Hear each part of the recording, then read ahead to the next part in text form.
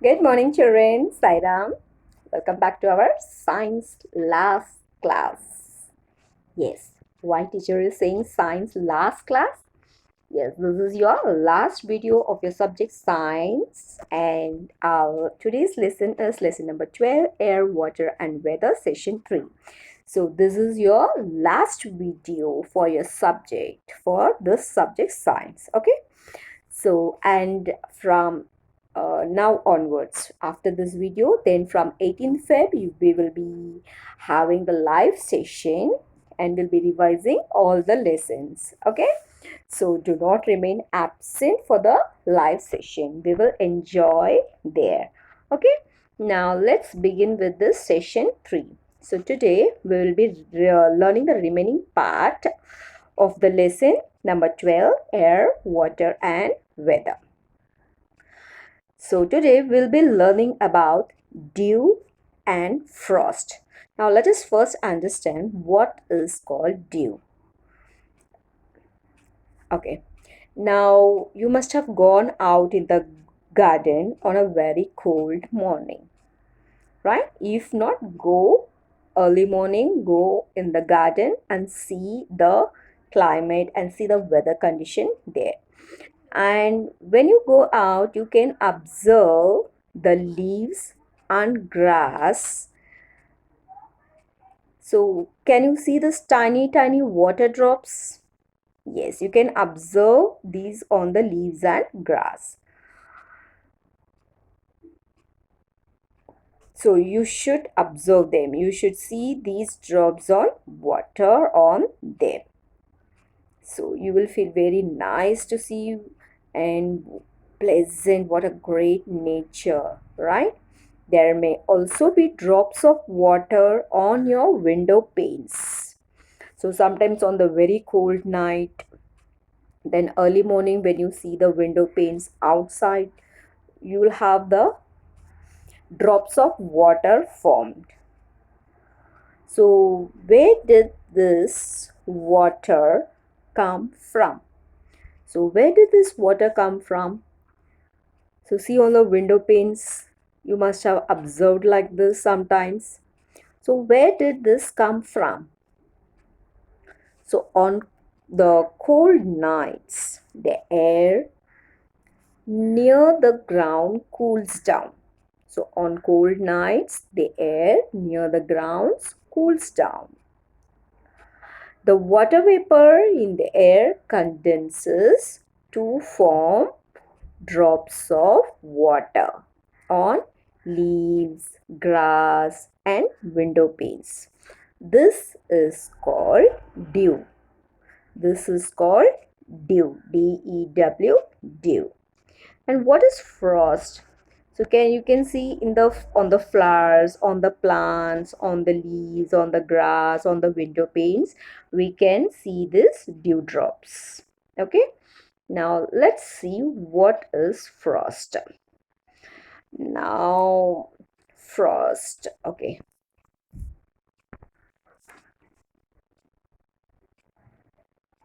Frost also forms in the same way as dew.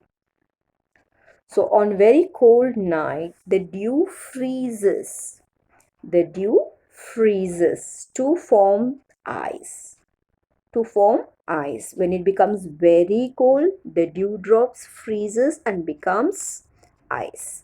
This is called frost. So frost is seen on very cold mornings in winter in some parts of North India.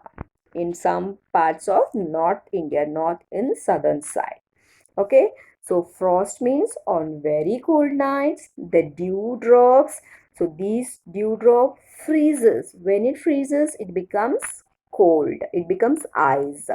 So this is called frost. And this frost is seen early in the morning on very cold mornings in the northern side of India. Now let us see. Okay, let's read this definition. So what is dew? Dew is liquid moisture on the ground that is seen in the morning. Frost means it forms in the same way as dew, except it occurs when the dew point is below freezing. True frost forms when the temperature is below freezing. So that you can see in the northern side of India. Now, what is fog? So you must have seen from your building when you open the door, you cannot see the opposite building or the trees or the roads. You cannot see. Sometimes it must have covered, like some clouds have come and covered like. So this is called fog. This is called fog.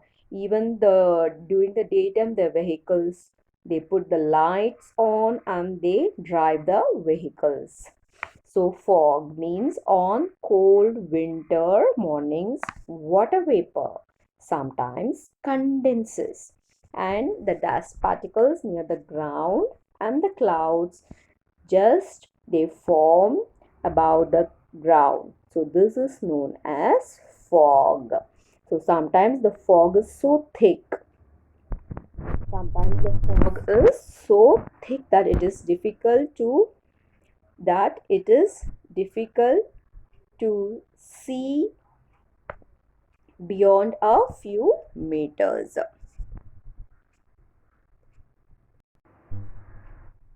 So here you can see vehicles. The vehicle drivers, they have to be very, very careful because they cannot see in the front. It is difficult to see beyond a few meters. So that is why they put on the light and they drive the vehicle. So it just looks like a clouds. And pilots, so pilots, they have a lot of difficulties when they are landing also, while they are taking off also. They have very difficulties in landing as well as in taking off the planes. So sometimes airports have to be closed due to the heavy fog. So this is known as fog. So fog is like a cloud, but it is near the ground, not high in the sky. This thick fog makes it difficult to see the surrounding landscape.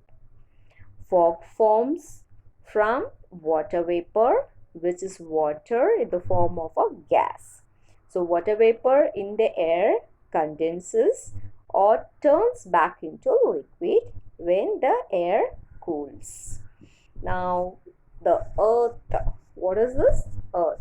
So about 3/4 of the earth. So can you see the blue color? About 3/4 of the earth's surface is covered with water. Is covered with water. So it is present in oceans, lakes, ponds, rivers, streams, seas, etc. So it is also present under the earth's surface. The water is also present under the earth's surface, and that water is called as groundwater.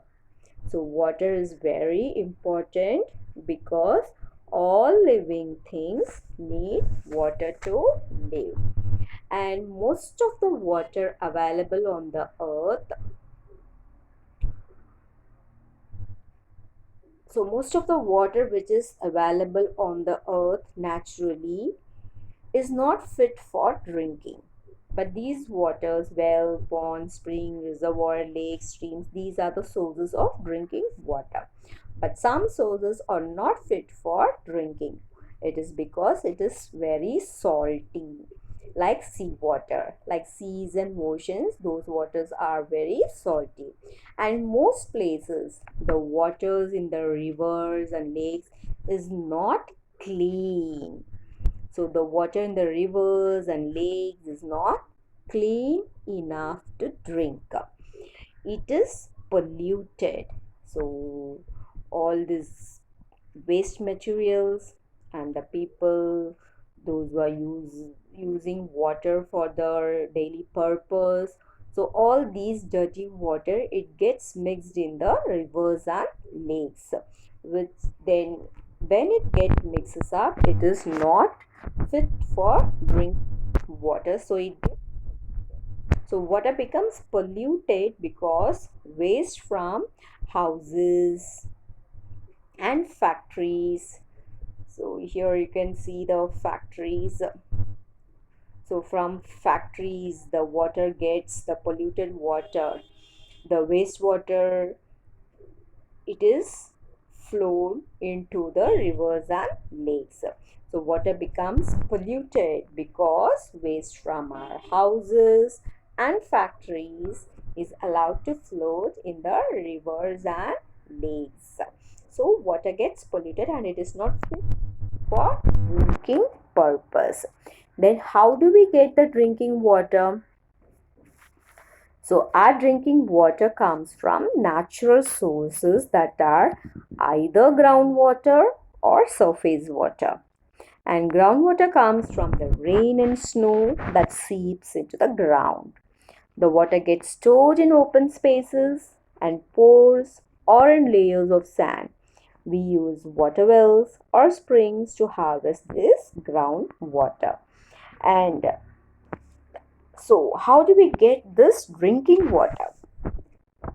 So we all get our drinking water from the pipes, right? So polluted water has dirt and germs in it.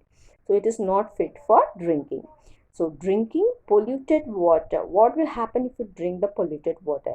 It causes some diseases and we will fall sick.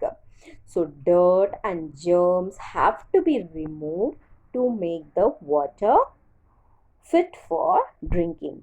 So like this, the waste from the plants, the agricultural pesticides, gasoline leakage, then rain passes through air pollution, the animal waste and the dead animals, and drugs flushed into the water supply, sewage and waste runoff, all these sorry, so all these contaminates water. So all this contaminates water and it's